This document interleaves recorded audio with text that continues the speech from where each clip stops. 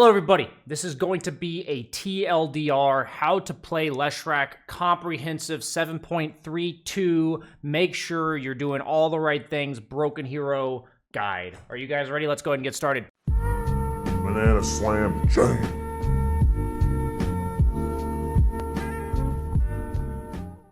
The matchups for Lesh are quite simple. This hero's build revolves entirely around Bloodstone, sustain, and his ultimate doing damage around him. This hero is basically a satanic-esque hero that is countered by long-range damage and burst.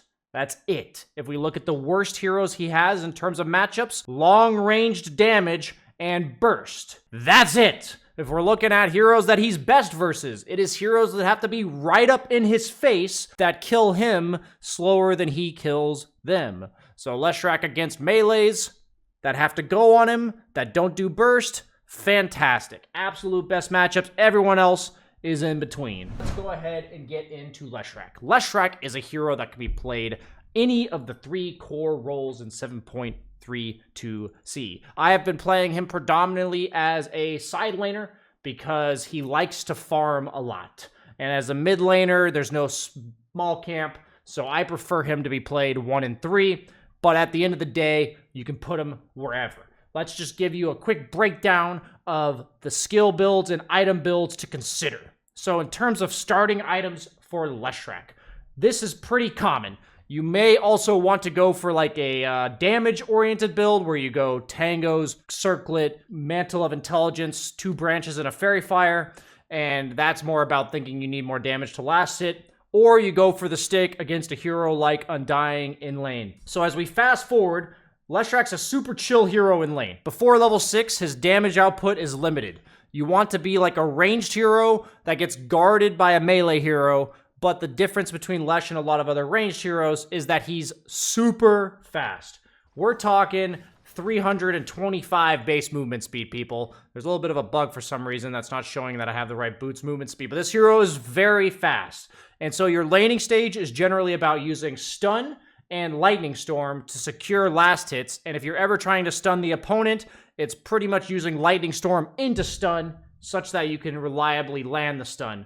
The one thing you want to note is that use of pump faking stun is really nice, where you cancel the animation. You can use that when the opponent is going for a CS or deny and you want to scare them off. If they don't get scared off, hit them with the stun. That's it for the laning phase. Usually you skip Diabolic Edict because you're not strong enough without your ulti to push the tower anyways. So it's all about getting his ulti. You'll buy as many laning items as you think you need to not get on before level 6. And that is it. That is your entire game plan. Get level 6, usually 203 skill build, get your ultimate, and then go back for maxed edict. As you go back for maxed edict in order to take the tower. Get level 6, bully the opponent out of lane, get maxed edict, take tower. Once you have taken tower, if you are safe laner, you're not nearly as concerned about taking the tower, but if they come to your lane, you will rotate out and take their tower because it is very fast. Once you have taken their tower, it is your job, no matter 1, 2, or 3, to jack off and farm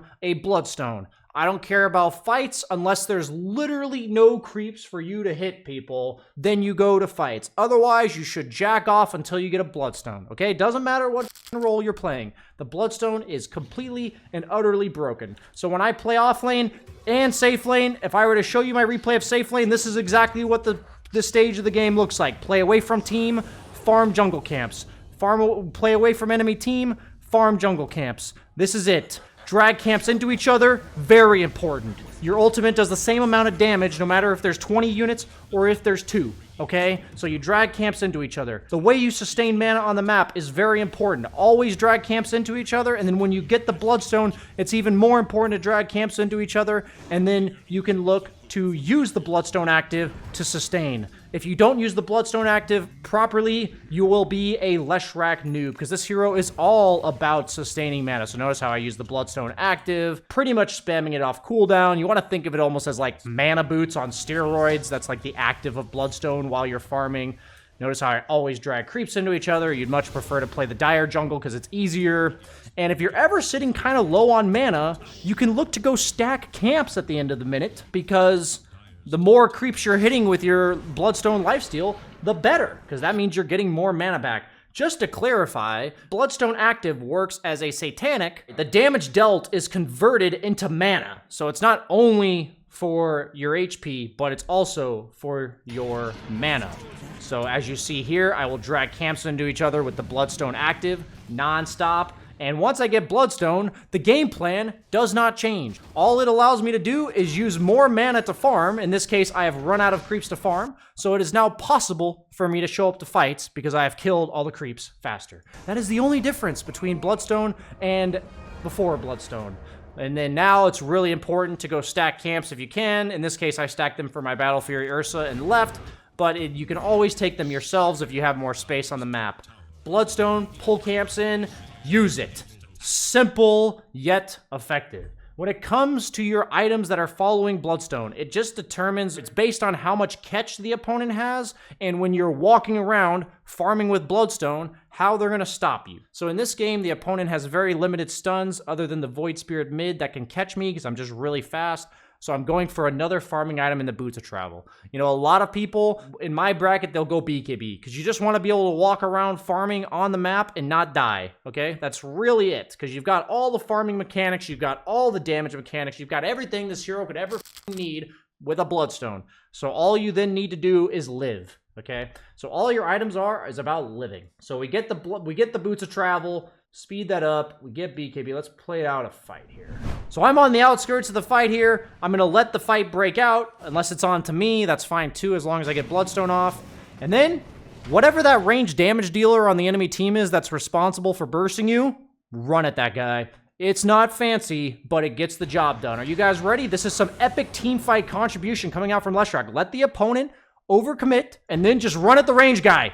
It's beautiful. Just watch. It's fantastic. High skill gameplay. You are pushing R, pushing Bloodstone, pushing B, and running him down. It is that simple. Oh, he's running away from us still. Run at him again, because we are 450 move speed with Bloodstone and a BKB. Literally can't be fucking touched. Run at the range damage dealer and make it so he can't deal damage from range. Oh my god, it's fantastic. All the other guys can't do anything because you're Bloodstone, so they're just taking more damage than you're taking. Beautiful. So now once you win fights, the majority of the time you win them, you will want to turn that into more farm. The beauty of this hero is that when you have the space to farm on the map, you are insanely fast at farming. So a lot of other heroes, you know, you'll like group up and take towers, and it seems like if you have Diabolic Edict that you would want to go take towers, but that's not really how Leshrac capitalizes. Unless the opponent's like 100% dead and you have some other guy that shreds towers as well, get all the lanes pushed in. Go Boots of Travel to 1, and then farm your way backwards. It's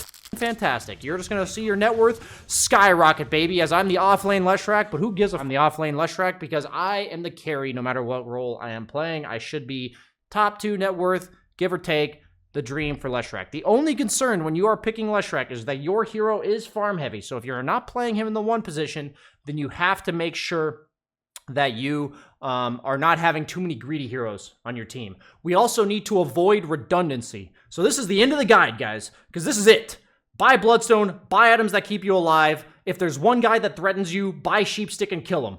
It's that simple. So in this game, there's a Drow. We buy Sheepstick, we buy Blink, we kill the Drow, okay? In the other game I played, the opponent picked Dance Mage, another hard counter to Leshrac.